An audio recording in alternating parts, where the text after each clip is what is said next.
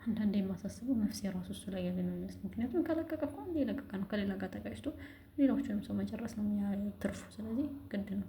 አሰላሙ አለይኩም ወራህመቱላሂ ወበረካቱ። ውድና የተከበራችሁ ሚስፈት ዩቲዩብ ቻናል ተከታታዮች እንዴት ናችሁ? ሁላችሁንም ሰላም ብያለሁ። በሀገር ውስጥ በሀገሮችም ያላችሁ እንግዲህ ሚስፈት ዩቲዩብ ቻናል በአዳዲስ ቪዲዮ ብቅ እያለች ነው። ዛሬ ደግሞ በተለመደው በድራይቨርነት እንግዲህ መጥቻለሁ። እስኪ አዲስ ነገር ምን አለ የሚለውን በትንሹ አብራራላችኋለሁ። እስኪ መግቢያ ላይ ስለ ፍሬን ነበር ሳወራ የነበረው። ፍሬን ማለት እንግዲህ የአንድ መኪና ዋና መሳሪያ ልበለው፣ ዋና መሳሪያ ነው። ምክንያቱም የፈለግንበት ቦታ የምናቆመው ፍሬን ሲኖር ነው። ፍሬን ከሌለ እኛ የፈለግንበትን ቦታ ሆነ እንዲሁም የፈለግንበት ቦታ ደርሰን መመለስ አንችልም ማለት ነው።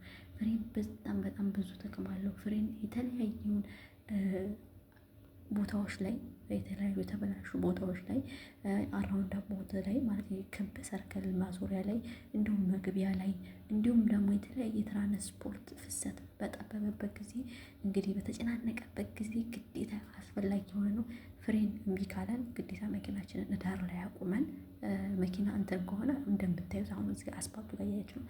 ከአስፓልቱ ውጭ ከሆነ ከመቶ ሜትር በላይ 100 ሜትር አስፓልት ውስጥ ከሆነ ከ50 ሜትር የሶስት ማዕዘን የመሰለ ቀይ የአደጋ ጊዜ መከላከያ በሉት ከኋላ እናረግና ከመኪናችን ጋር ማንኛውም መኪና ሲመጣ እንዲያይ ማለት ነው ፊት ለፊት ጋር። እንዲሁም ደግሞ ሀዛርዳችንን በአራቱም አቅጣጫ ይበራል።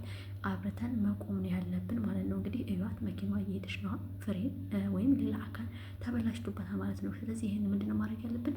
የቀጥታ የግራ ጠርዛችንን ነው። አሁን መኪናዋ ናት፣ የግራ ጠርዟን ነው የምትይዘው። ምክንያቱም የቀኝ ጠርዛችን የፍጥነት ቦታ ነው። የግራ ጠርዛችን ደግሞ ሌላ መኪና የምናሳልፍበት እንዲሁም ደግሞ የተለያየ አደጋ ሲደርስብንም ሆነ እንዲሁም የተለያየ መኪና ውስጣዊ ክፍሎችን ቢሲሉን የምናቆምበት ቀኝ ጠርዛችን ነው ማለት ነው። የምታዩት እንግዲህ መሪ ነው። መሪ ደግሞ ስንይዝ 9 በ3 ነው መያዝ ያለብን እጃችን እንደዚህ እንደ ምልክቱ ማለት ነው። እንዲሁም ደግሞ ፍሬን ደግሞ እግራችን ጋር ስንይዝ ፍሬን በእግራችን ስንይዝ ጠበቅ አድርገን ነው የምንይዘው። አውቶማቲክ መኪናዎች ላይ ማለት ነው። አውቶማቲክ መኪናዎች ጠበቅ አድርገን መያዝ አለብን። ላላርገን ከያዝ ነው ራሱ መኪናው የመሄድ ጸባይ አለው ማለት ነው። ነዳጅ ቀስ አድርገን ነው የምንሰጠው።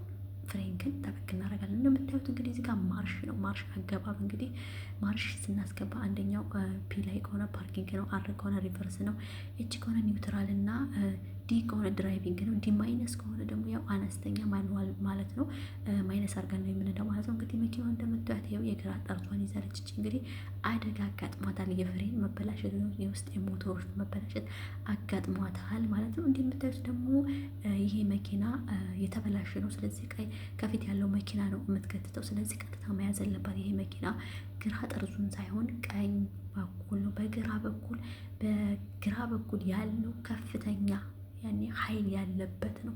በቀኝ በኩላችን ደግሞ ሎ የሚባል ወይም አነስተኛ የሚባል የምናሽከረክርበት ክፍል ነው ማለት ነው። ማንኛውም መኪና ሲቀድመን በግራ በኩል ነው የሚቀድመን።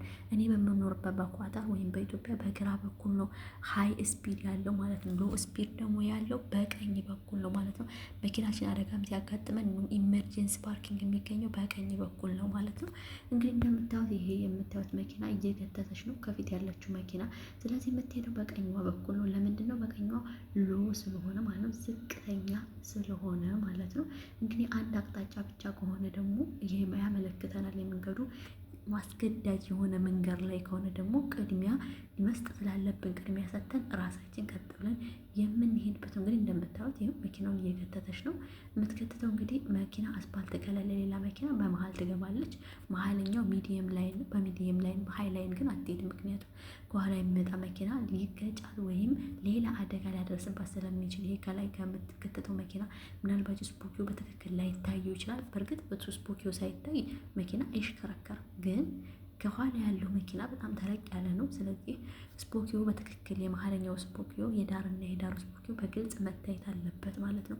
እንግዲህ የምታዩት ደግሞ እቃ ጭኖ የሚሄድ መኪና ነው። ከኋላ ክፍት የሆነ አብዛኛዎቹ በኛ ጊዜ መስሪያ ቤት የሚጠቀሙት መኪና ነው። ስለዚህ ከላይ ከበር ማድረግ አለብን። ከበር ካላደረግን እቃው ከኋላ ያለው እንደምታዩት ተፈታትሮ ይወድቃሉ። ለሌሎች መኪናዎች ታኮ ሆነ ማለት ነው። ስለዚህ ግዴታ ከቨር ማድረግ አለብን ወይም በሸራ ማልበስ አለብን እቃችን ይወድቃል ብለን የምናስብ ከሆነ። ምክንያቱም አስፓልት ላይ እኔ አሁን በምኖርበት አካባቢ ታውቁታላችሁ፣ ብሬክ አለ። ይሄው የምታዩት ብሬክ ያነጥረዋል።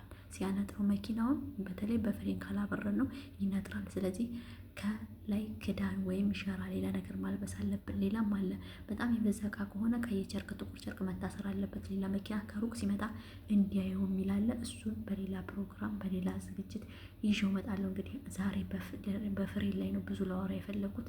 እንደምታዩት እንግዲህ በትክክል መስመርን ጠብቆ አለመንዳት ለተለያየ አደጋ ያጋልጣል። እንዲሁም እዛው አደጋ ወደ ከተከሰተበት አካባቢ የትራፊክ ፖሊስ እስከሚመጣ ድረስ መኪናዋ አትነቃነቅም። አክሲደንት የፈጠረችው ሁለቱም መኪና አይነቃነቁም። ለምን? ትራፊክ ፖሊስ መጥቶ ማየት አለበት ማለት ነው። የምታዩት እንግዲህ ትራፊክ ፖሊስ መጥቷል።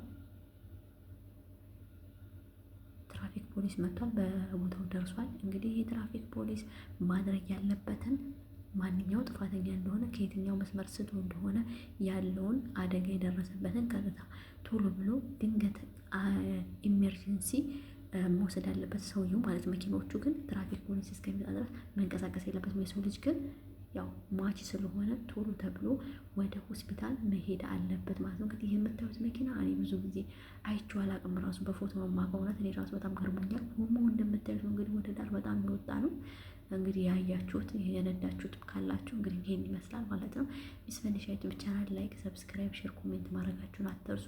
እንግዲህ የዛሬ ዝግጅት ይሄን ይመስላል። በሌላ ዝግጅት በሌላ እስከምንገናኝ ድረስ አሰላሙ አለይኩም ወራህመቱላሂ ወበረካቱ።